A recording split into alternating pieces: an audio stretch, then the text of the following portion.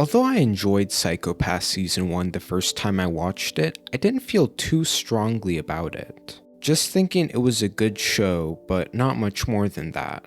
But upon rewatch, it went from a show that I was a bit lukewarm about into one of my favorite shows of all time, and left me wondering how I didn't realize how amazing this show is before.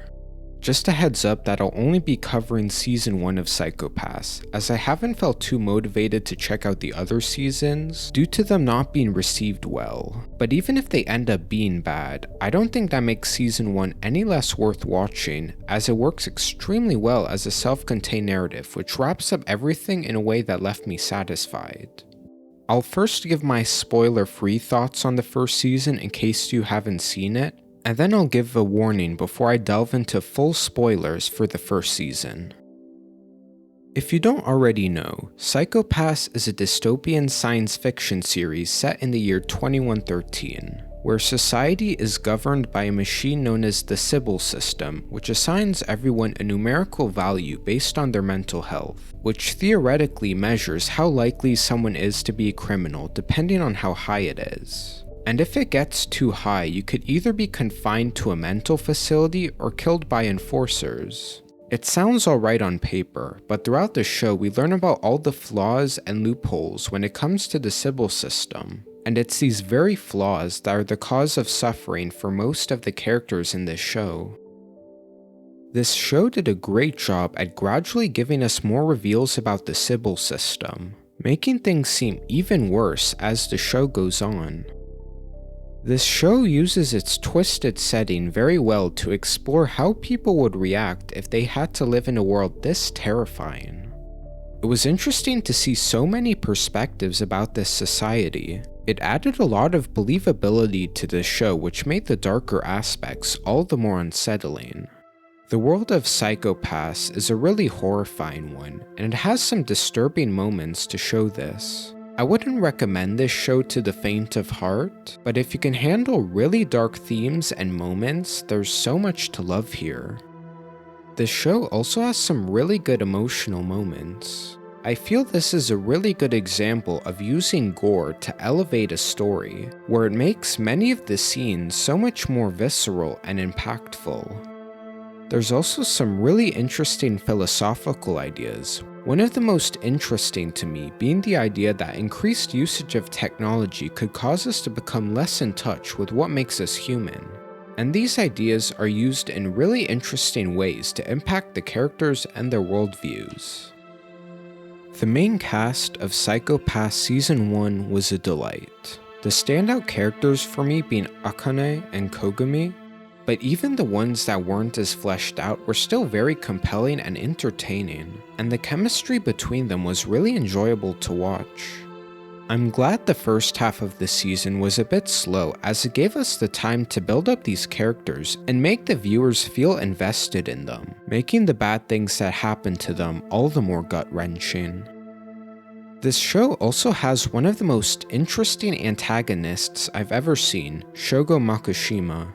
He's a truly terrible person that commits many horrific acts, but despite this you can actually understand his philosophy behind these terrible actions, and you can see how these motivations were shaped by the Sybil system. This show is also very well animated. The direction and visuals are consistently great and make for some really great atmosphere. I especially loved the direction for episodes 11 and 16.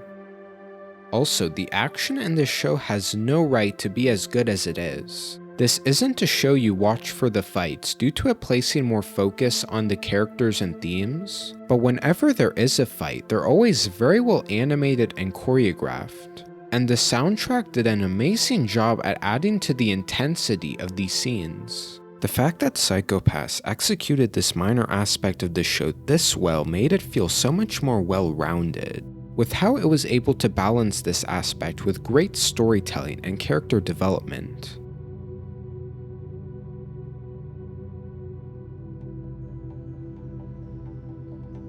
The Sybil system was one of the most interesting concepts of the show for me.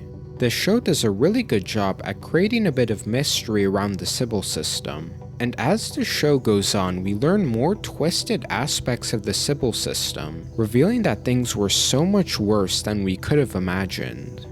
It was really interesting to learn what the system really was and why it was implemented in the first place. It's understandable why an impartial system would be implemented to prevent any human bias, but doing so only led to another massive issue. As the first episode of Season 1 shows, people who have undergone traumatic events or anyone else with poor mental health are viewed by the Sybil system the same as criminals, meaning they would be punished just like said criminals would. It's a pretty disturbing concept, and the fact that the system is present almost everywhere adds a sense of bleakness to this setting due to how inescapable the Sybil system is for many of its characters. Akane is definitely one of my favorite characters of the show, having arguably the most significant development of this season. Akane starts out with pretty simple worldviews due to her not being aware of the horrors of the Sybil system, just like the audiences at the beginning. But as the season goes on, she gradually realizes how twisted this world is, along with the audience.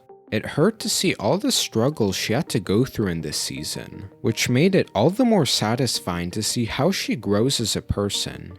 That despite knowing the horrors of the Sybil system, she chose to keep maintaining said system in the hopes that it will bring a better future. It's a development that I never would have expected from her in the first episode, but after all her character development in Season 1, the scene made complete sense and was a really satisfying conclusion to her character arc.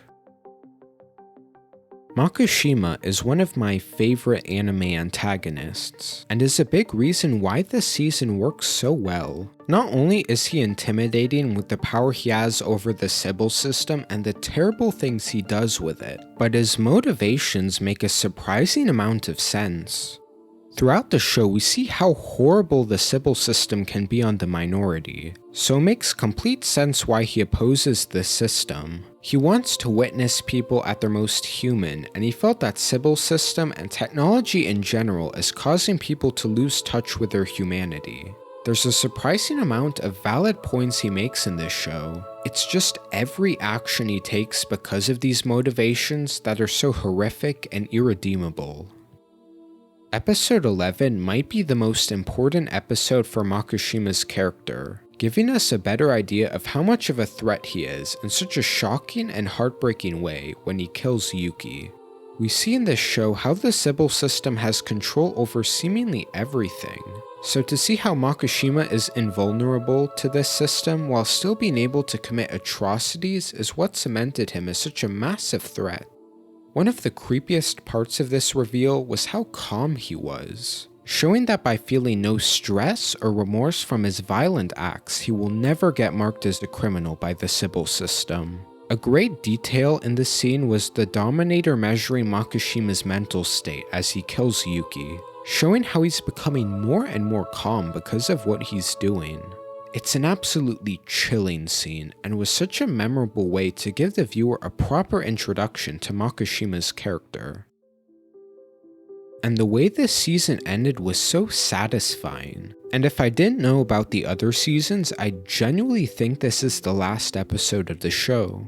The conclusion to Makishima's character was so perfect. We see many of his ideals on display here, like how he feels that any relationship you can make with other people is replaceable, which is something shown earlier in this season with how easily he discards human lives. Yet he was never able to imagine someone killing him other than Kogami, showing that in some twisted way, Kogami was the closest connection he had to another human being, and that they understood each other better than any other character in this show.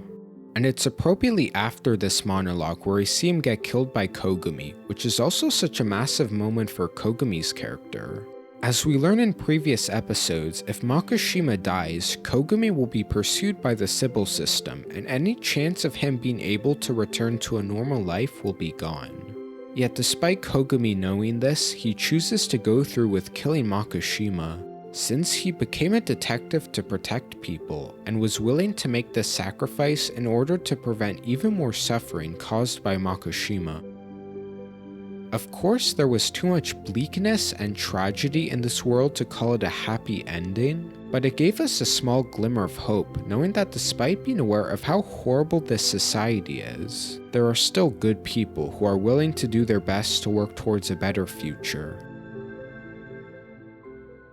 This single season of Psycho-Pass is one of my favorite stories of all time, and I think is a must-watch. Even if I watched the other seasons and ended up disliking them, I don't think I would mind it that much, since this season works amazingly well as a self-contained narrative that sets up all of its characters, storylines, and themes so well and wraps them all up in a way that left me completely satisfied. It admittedly can be a bit hard to get into due to the relatively slow start and disturbing themes, but if you can get past those things, you're in for what is, in my opinion, one of the best science fiction series of all time.